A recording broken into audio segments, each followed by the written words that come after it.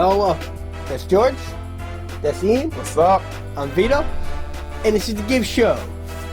We are 13 long episodes into this. The baker's dozen, baby. We made it. The unlucky 13. Keep on climbing. Speaking of being unlucky, someone who actually ended up being probably extremely lucky, Mason Rudolph. Yeah, he escaped the raft of Roger Goodell. He escaped punishment for his role in the Cleveland Brawl. What'd you call it, Ian? Oh, Thursday night street The fight. Thursday night street fight. Yep, that's what it was. When I think of wrestling, like I said, I would think of wrestling, SmackDown, and Raw. But I don't know, man. I saw That was no holds barred. Yeah, that was no holds barred. That was a hardcore match. I guess no weapons were allowed. Apparently, that's why Myles Garrett got suspended for the rest of the year. Marquise Pouncey went a little crazy there. Yeah, he did with the stomps and all that stuff. But you know what? Let's get to the point. Let's get serious now. Myles Garrett, I think we all agree he deserves to be suspended. First things foremost, that play never should have happened. You never should. Yeah. You never should have had the whole swinging the helmet. That. But I wanna. Shouldn't have happened. I want to rewind that even more. I don't even know why you passed the ball down by 14 with 8 seconds. Oh, yeah, you should have. You just should have taken. What's the point? And it's not even the fact that maybe he's gonna get in a fight. That's why we don't pass. No, that's not why. He could still get hit, which he did, and get hurt. Mm-hmm. You're already down your starter, and Ben Roethlisberger. So you don't want to go back down to your third stringer when you're in the middle of a playoff race. You really don't want Duck Hodges back out there. Yeah. So why would you even put him in a position to pass the ball? Why wouldn't you just do a draw, take a knee, or whatever, and move on with your life? That goes back to play calling. Yeah, Mike Tomlin, I don't understand what he had going on in his head. You're not going to come back in 10 seconds, but down 14.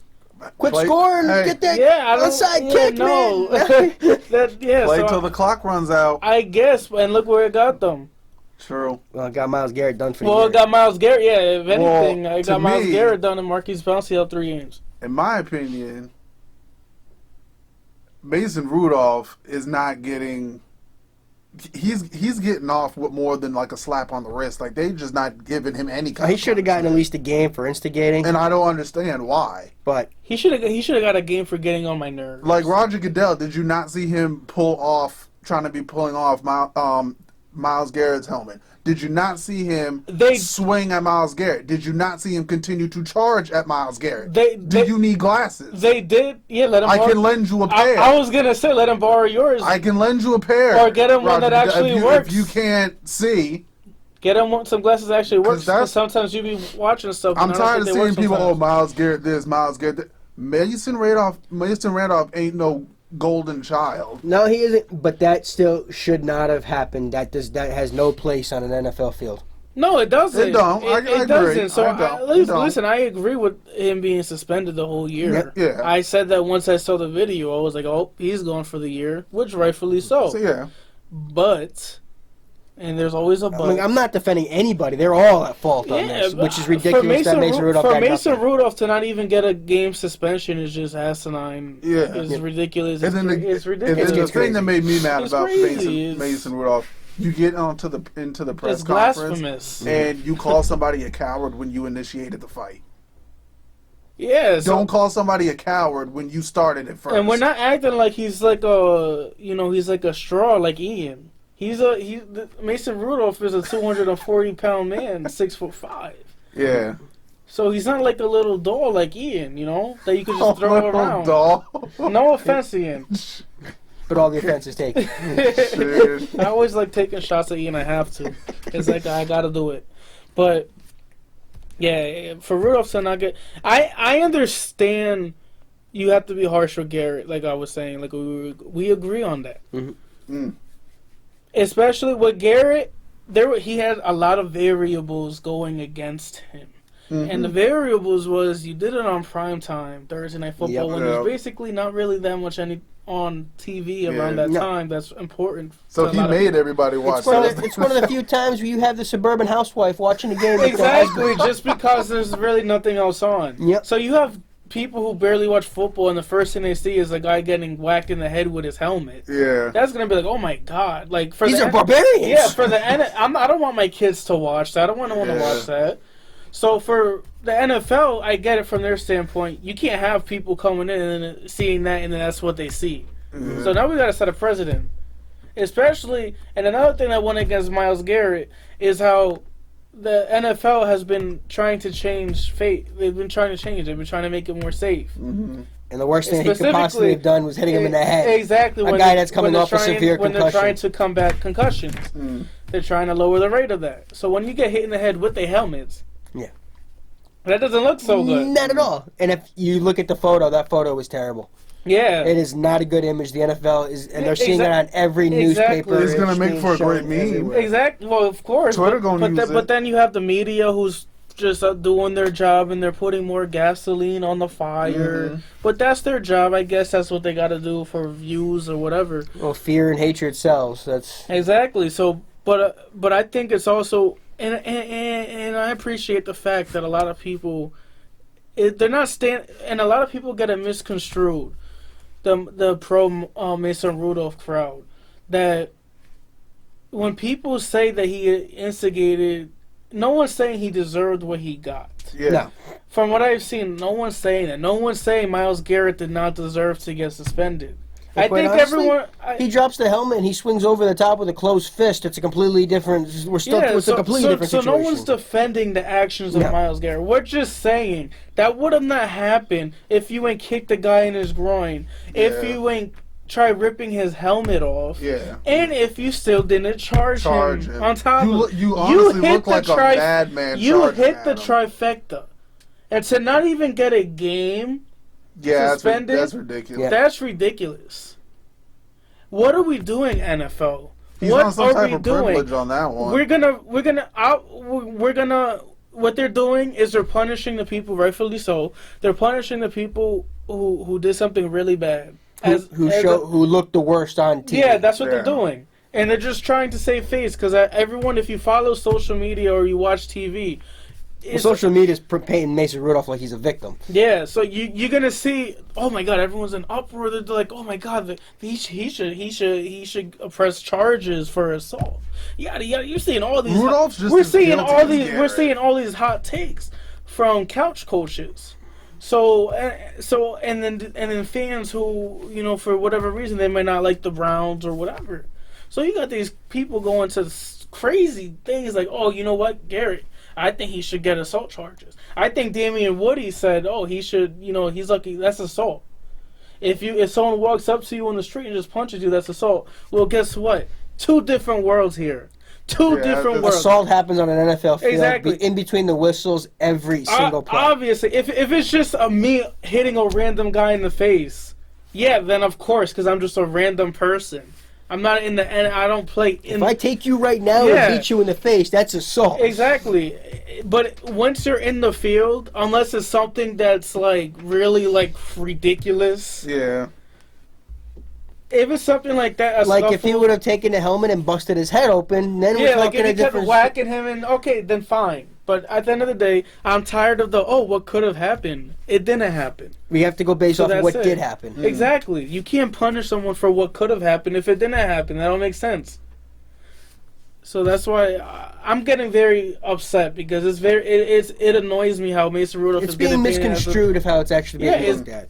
And I'm like, do these people not see the video? Because I know a lot of the clips just show Myles Garrett just hitting him. Well, a lot of people helmet. want to see what they want to see. Exactly, and I'm looking at the whole picture, and the thing is, I'm not taking a side.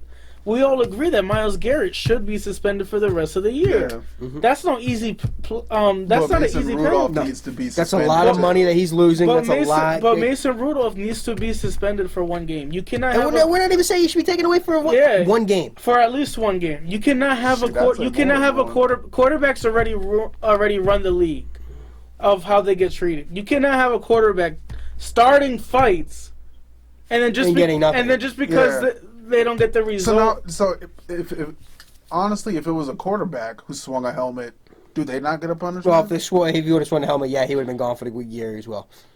To be honest, Mason Rudolph swings a helmet and hits a guy I don't think he's gone for the year. Yeah, he is. I don't know. Well, I don't know. You put a quarterback in that same situation where he's swinging a helmet and hitting a guy in the head with no helmet, he's gone for the year.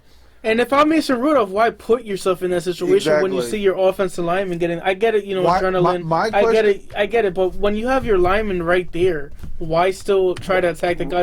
If anything, that's very coward. That's a coward act. You trying to still get a guy when he's already getting beat down by 2 other guys. But enough on that. Let's get into Week 11, baby. Let's get into our Sunday slate of Week 11. Let's start off with a big matchup, probably the game of the week in most people's eyes. We got the number 1 team in the South going up into the number 1 team in the North. The Texans going into Baltimore. We got Texans, Baltimore, 1-1, 6-3, 7-2. Deshaun Watson, Lamar Jackson, DeAndre Hopkins, Mark Ingram. I know he's not a receiver, but there's still studs on. There's studs. There are studs everywhere you look on this team, on both teams, and there's playmakers up and down. Well, I mentioned those guys particularly because that's how they are. The Texans are not going to win the game rushing. No, they don't have a running back that's gonna. They lost that when Ingram went down. When Lamar Miller went down. And I mentioned because I'm actually glad I mentioned them because it leads to more conversations. Mark Ingram, Lamar Jackson's their offense. They have no wide receivers outside of Marquise Hollywood Brown, who's hurt, who's been hurt most of the year. And then with the Texans, outside of DeAndre Hopkins, I don't think Will Fuller playing? He's not. He's not playing. So he's out. He's been hurt most of the year too, playing with injuries. They have no rushing game, so it's gonna be a pass-heavy team. Who Deshaun Watson can run the ball, obviously, versus a run-heavy team. So, and the Baltimore is at home. I think the key to this game is going to be whoever gets the first lead. If someone gets a 2-touchdown lead on somebody, it's probably going to be over.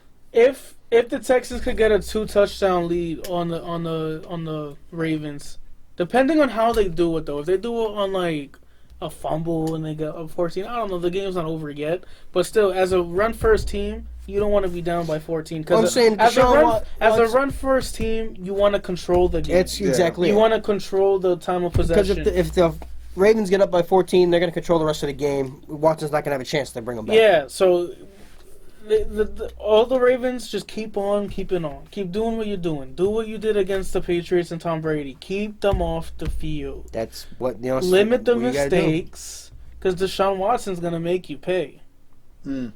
Even though he's behind one of the worst lines in football.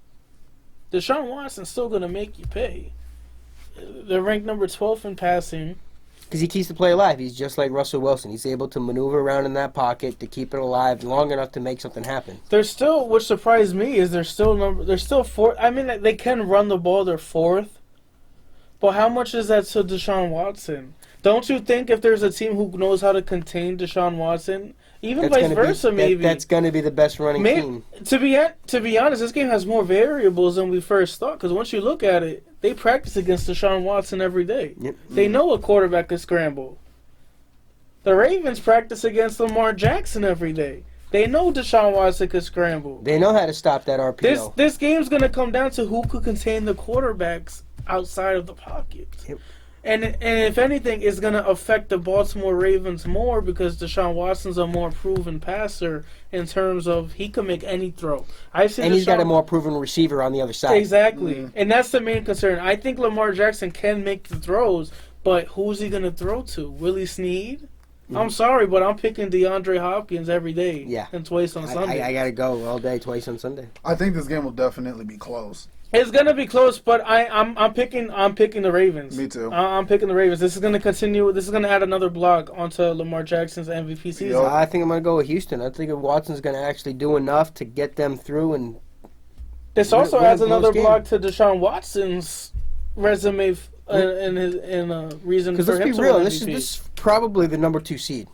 Yeah, this game. There's a high chance. We're assuming the Patriots get the number 1 seed. And mind you, the Patriots still play Houston in Houston. Mm-hmm. So if Houston could win this game and manage to beat the Patriots, then we're having a whole different conversation. It's a whole different conversation. So this game has huge implications. Especially when you're going to be a top tier team, you want to play for a top 2 seed. Mm-hmm. You want that bye week. You do. And the home field. Because home field is everything. Yeah, because you look at their schedule. Let's see who the Texans got. They play at Baltimore. They go against Indy on Thursday night. That's a division game, man. Then they got Sunday night against the Patriots after a Thursday night game. So they have like a mini bye because the couple extra days, and then they face Denver, and then at Tennessee and at Tampa, who could win, and then you end at Tennessee, who could be going for a wild card. It's all about what was it with you? With the Titans? Yeah, it depends which Titans. Are we going to get the Titans? Or are we going to get the Titans? So it all depends. Looking at the schedule is not an easy schedule.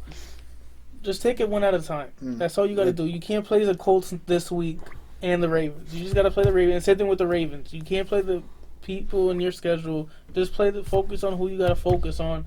And if you're calling them they're losing to the Ravens, that means they're going to have to win against the Colts next week. Yeah, they're gonna have to just to keep pace, mm-hmm. and for their own division because the Colts aren't out of it. They're getting Jacoby Brissett back, so it's gonna be interesting. This game, I love it, man. Two young stud quarterbacks who run the ball also, which is very funny in this day and age.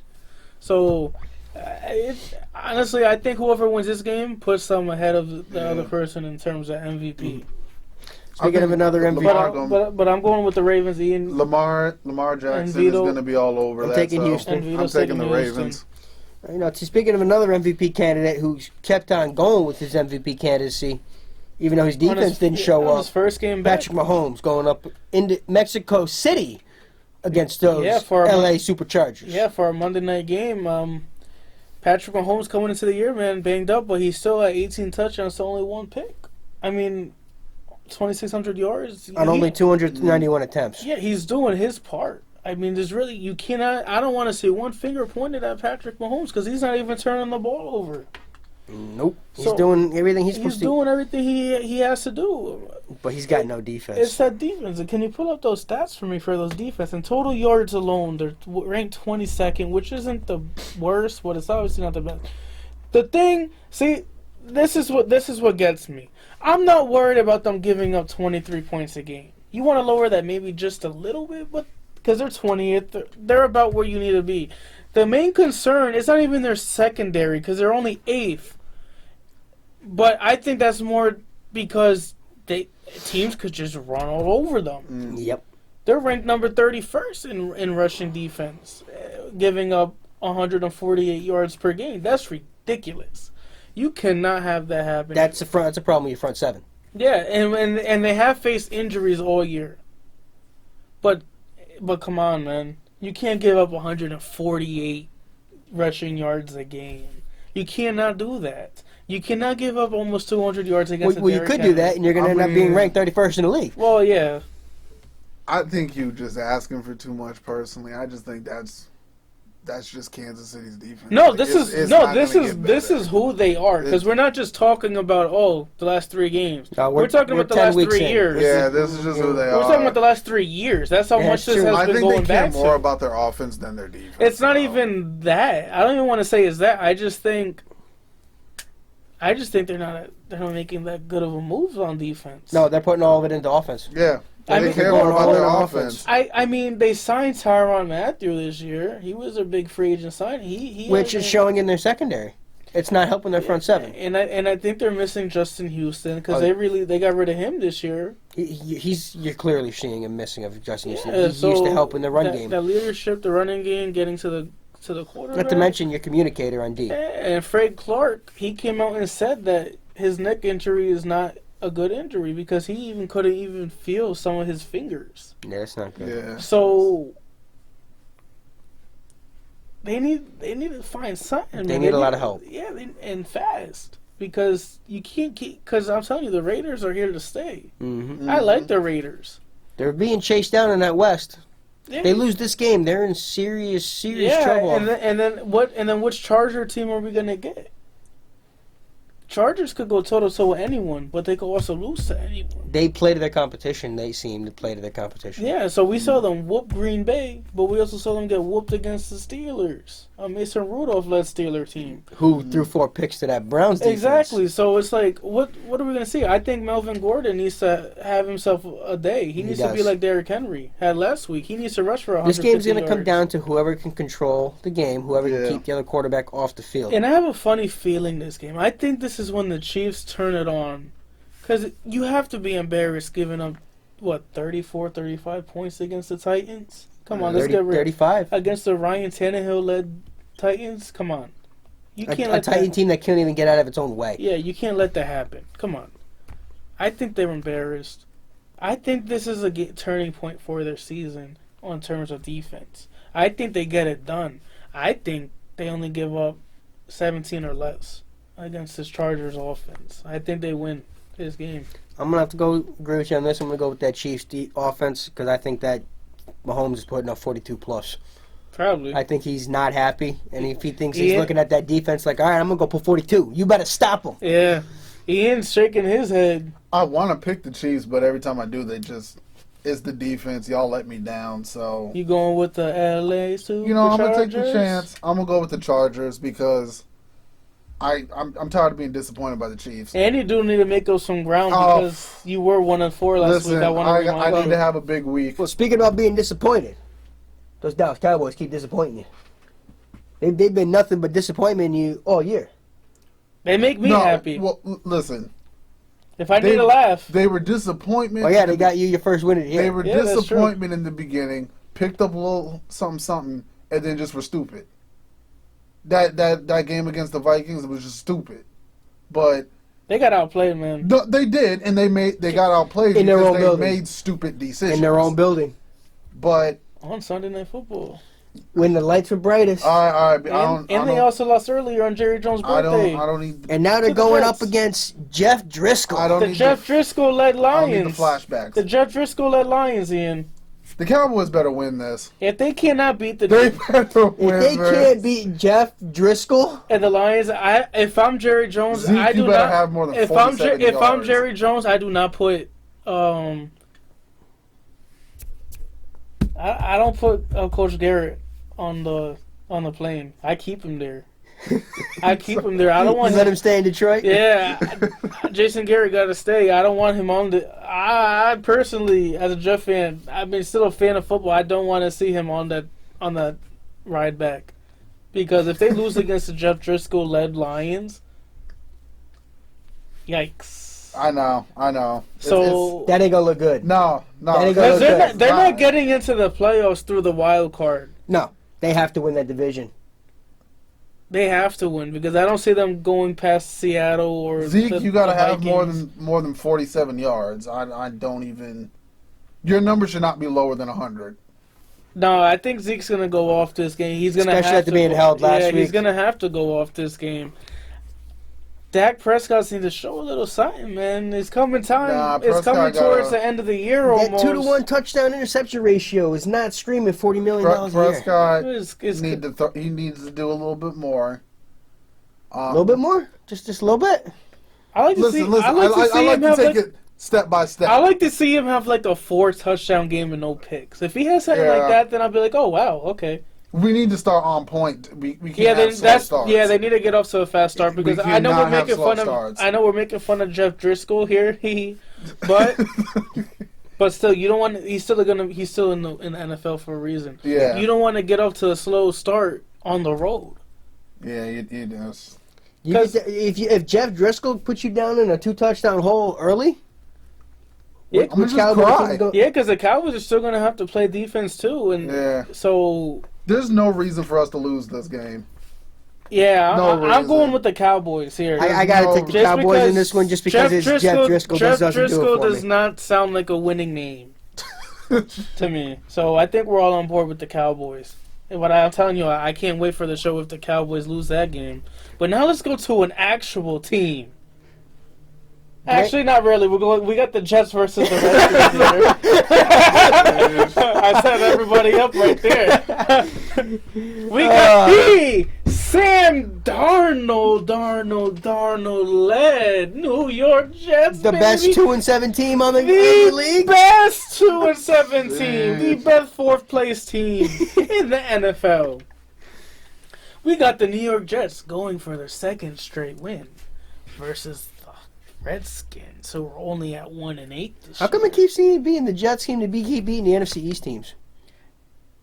Yeah, they are 2-1 against them. They beat the Cowboys on Jerry Jones' birthday, and they beat the Giants last week. Yep. I think they keep that continuing, the dominance of the NFC East. I think they go 3-1 this year against the NFC East. Damn, I wish the Jets played in the NFC East now. Now that I think about it, let's bring the Jets there. Shit. No, but I think it's going to be hard for Sam Darnold because they're down Brian Winters, their starting guard. That's another injury to already. That Jet team just keeps getting hit with injuries, man. And Ryan Khalil got put on IR today also, another lineman. So they're going to have to be pulling linemen off the street. Who came out of retirement to come play for this team. Yeah, so Ryan Khalil, he's out for the year. Yeah. Brian Winters, he's out for the year. Kelvin Beachum been questionable with an ankle injury the last month. He's going to play. Their line actually looked pretty. It looked better when Kelvin Beachum came back. They looked a little better, but still, now you have Winters out. It looks like another linebacker, Brandon Copeland, might not play. Paul Warlow's not going to play another linebacker. Le'Veon Bell's questionable. Mosley's out again. Henry Anderson's questionable. Oh Roberts is doubtful. Roberts is doubtful. He's Your definitely not going to play. Let's keep this list going. It keeps going. Tapper is You could keep scrolling and scrolling. It's ridiculous. It's getting to the point when it's like, who's this guy? Who's number 48? That's Jordan Jenkins, but still, who's, like, you know what I mean? Like, who's number 31 or whatever? Like, who is that? If you're not a fan of the Jets, you won't know who it is. 23 out of a 53-man roster is on your injury report. Yeah. It's true. You can't. I hate using injuries as an excuse, but you know what? I'm using it until I'm I'm blue in the face. All right, I'm blaming this whole year on injuries and Tremaine Johnson. Those are I had to get my Tremaine Johnson in there. That's who I'm blaming this year on. But for real, I'm blaming this game on injuries and lack of offensive line depth. And Tremaine Johnson.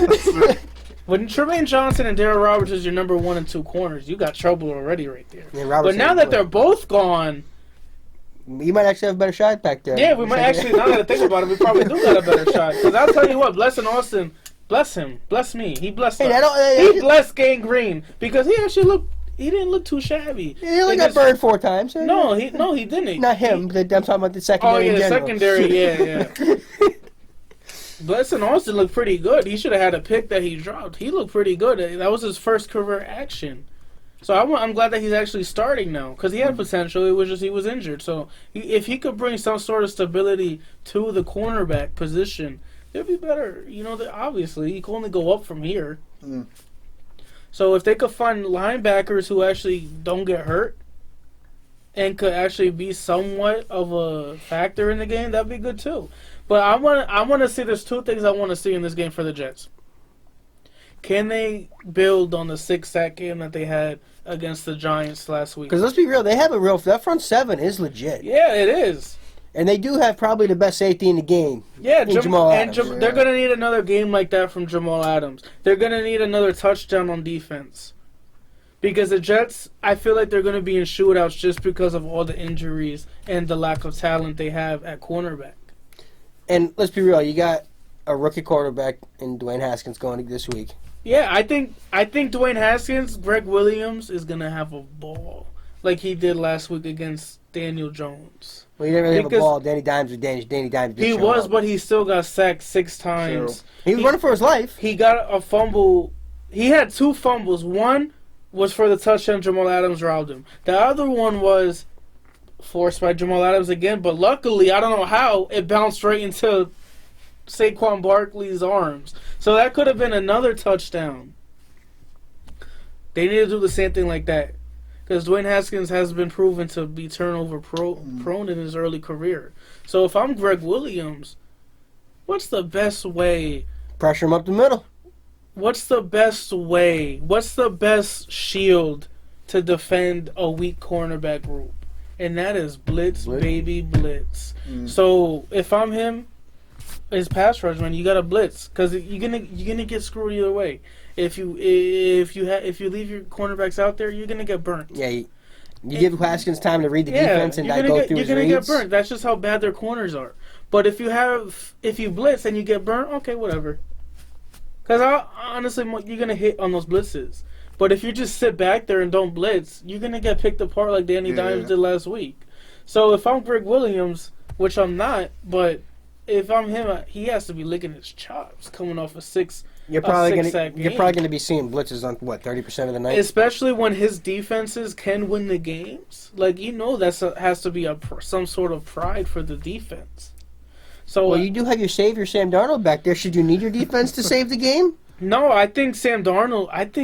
I'm just concerned because of the old lineman. The old line scares me. You said it yourself. You got Beecham back, and it looked a lot better having Beecham in there. But they also lost Brian Winters for the rest of the year. That concerns me. As bad as Brian Winters was, he was still a solid body there. Mm-hmm. Now he's gone. Unlike Jermaine Johnson, who was a turnstile. Yeah, now he's gone. I don't see y'all losing this game. No, I don't either. No, I really don't. I see the Jets winning this game. I'm going with the Jets in this game. Wow, unanimous Jet pick. I just need Sam Darnold to continue. Do not turn the ball over. And then you'll be fine. Le'Veon Bell, hopefully, I don't know how with that offensive line. If they open up a hole, I don't know, but they're gonna need something. Cause I don't trust the Redskins, man. Now, I know a big game this week is Ian over here is gonna be a Patriot fan. Yeah, I got to root for the Patriots. Unfortunately, that's a shame, Ian. I know. I didn't even think I could like you any less, but now I don't know. Jeez. That's his best friend. Yeah, in case you guys didn't know.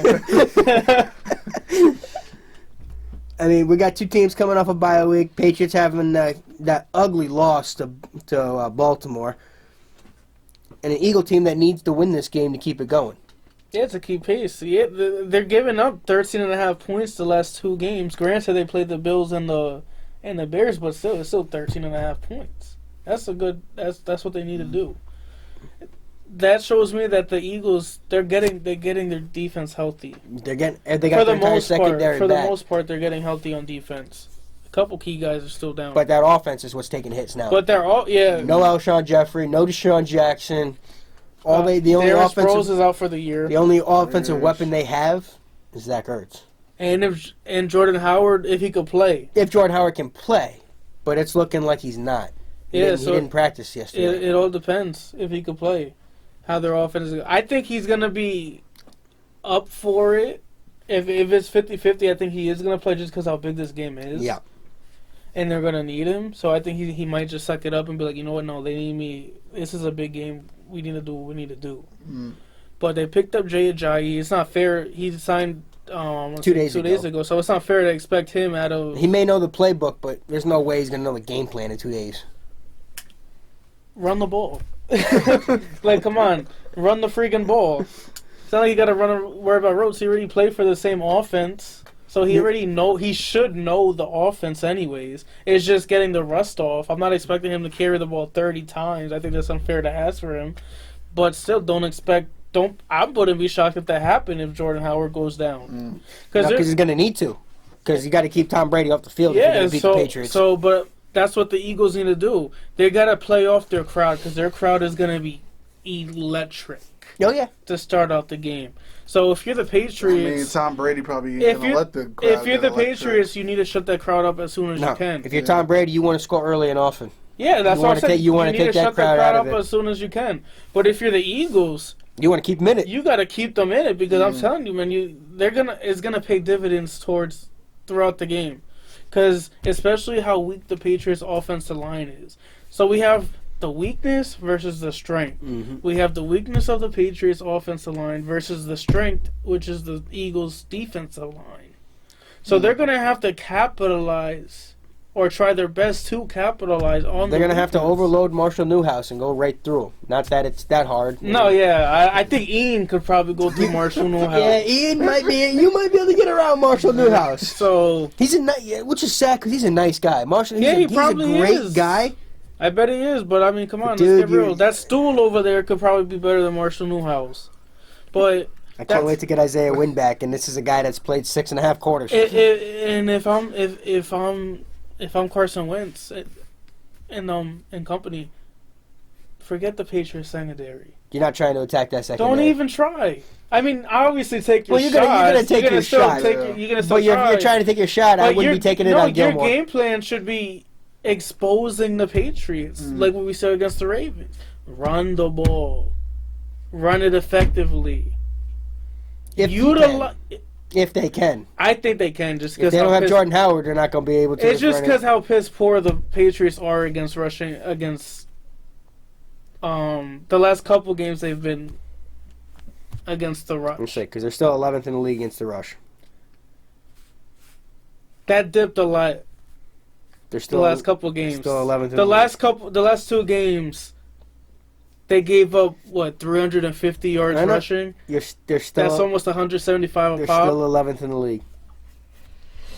I'm going off against actual offenses they played. You're looking at all. I'm looking at the numbers. They're 11th in the league. So I'm looking at the last two games. Mm-hmm. It's concerning. Everybody likes to look at the Patriots in snapshots. That's fine. Everybody else wants to look at the whole picture, but the Patriots, everyone likes to look at snapshots and pick out certain aspects, but that's fine. I mean, because it's the facts, though. The Patriots' strength is their secondary. I think we could all agree on that. Oh, yeah. Their weakness is defending the run, and their weakness is their linebackers in pass coverage. So if I'm the Eagles, and I'm like, oh, well, we have one of the best tight ends in the NFL. I don't know. Maybe try to get him in coverage against one of those linebackers. And you don't think if you think the Patriots are going to leave him in one-on-one coverage with a linebacker? Well, I don't think he's going to be on one-on-one coverage. You're nuts. But and it's the running backs also. He's gonna have a heavy dose of Devin McCourty. It's the backup tight ends and the running, like what the Ravens did. Every player stepped up. It wasn't just the top guys. It was the backup tight end and the backup tight end. They're gonna need everybody. They're gonna need everyone. And Carson Wentz can move. He could run also. I'm not saying he's like Lamar Jackson, obviously, but he could still move. So if I'm Doug Peterson, who, by the way, has success against Bill Belichick-led defenses, if I'm him, I'm like, you know what? Yeah, why not we get Carson Wentz on the move, too, and see what we can do with that. So it's gonna come down to the trenches. It's gonna come down. It's gonna be who controls that line of scrimmage. I think who the gets Patriots that push. But I think the Patriots pull this one out. I'm going with the Eagles just because it's in Philly, and I think that crowd's gonna play a role, and I think their defensive line is gonna be successful. Because if they're not, they're burnt birds. Yeah. So. And this one could be the one. This could be the game that sinks the Eagles' injury-riddled season.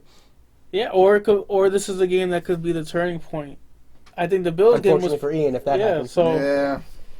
It's going to be a big win and confidence boost if they could win, and then get people healthy down the line. And vice versa, it could be a demoralizing.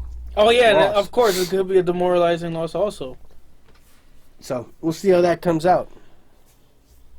Well, Ian, you got a couple NBA tidbits for us? Wait.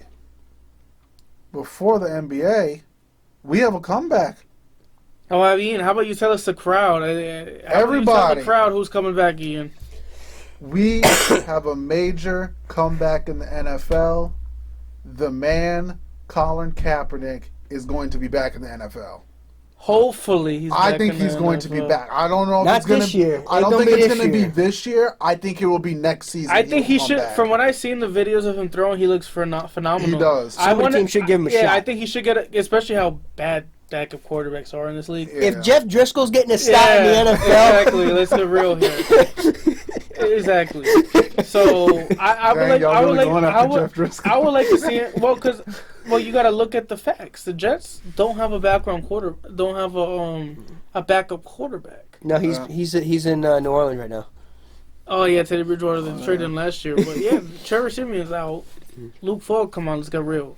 So if you throwing Luke Falk on the field, you telling me you wouldn't throw Colin Kaepernick out there?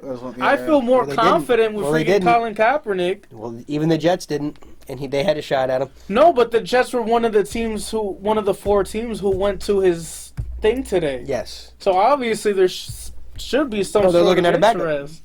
They need a backup. I think it's a perfect match. I just hope he goes to the Jets. But there's some teams who could use him. I mean, if Colin Kaepernick gets on the Jets, Sam Darnold might end up the backup. No, let's not get out of hand now. Because the Jets are going to do anything they can to make sure Sam Darnold is the leader, is the franchise quarterback. And he's going to earn it too, though. But how will give us some NBA, Ian? We have another comeback too. We do have a new comeback in the NBA. Carmelo Anthony has signed a non-guaranteed deal with the Portland Trailblazers. Now, my question is, do you think Melo is still a starter? No. You don't think so? I wouldn't even have signed him. No. Really? Yeah. If you want scoring off the bench, then yeah, you sign him. But I don't understand what does he bring to the table now? I'm not saying he's worth no big deal or nothing. He's the bottom of the bench. I just don't understand what value outside of strictly scoring. You can find a scorer anywhere. I mean, so I just don't understand what value he brings. I think the thing that hurts Melo especially the most, you can find one that's better than an isolated scorer. Yeah, the league doesn't play around isolated players anymore. No, so I get the move. I'm happy he got signed. Yeah. I wouldn't want I'm glad he's back. I wouldn't want the Nets to sign him. I think he's going to make Portland interesting.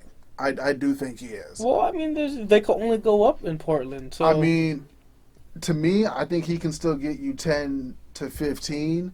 But if you want him having like 30 points, you need to have his cornrows back on his head. You need to get them cornrows You're back. not getting 15 points a night from Carmelo no more. No. And you're not getting no defense for him. So I don't see the upside unless you need like immediate scoring. I just don't see it. Honestly, it's probably hey, let's get butts and seats. Probably. I'm just glad to see him back in the league. Yeah, I'm glad too. I'm glad he's back in the league. I'm just glad he's not a Celtic. I'm glad he's back in the league. I would have liked him on the Lakers though, just because him and LeBron. That would have been fun to watch. But anyways, on that note, Vito, bring us to the best minute of our show, arguably the hockey minute. Vito. Tell us what you got. There you go. It's been a rough week for those Bruins. Their defense has not been showing up consistently at all. They're 1-4 in their past 5 games.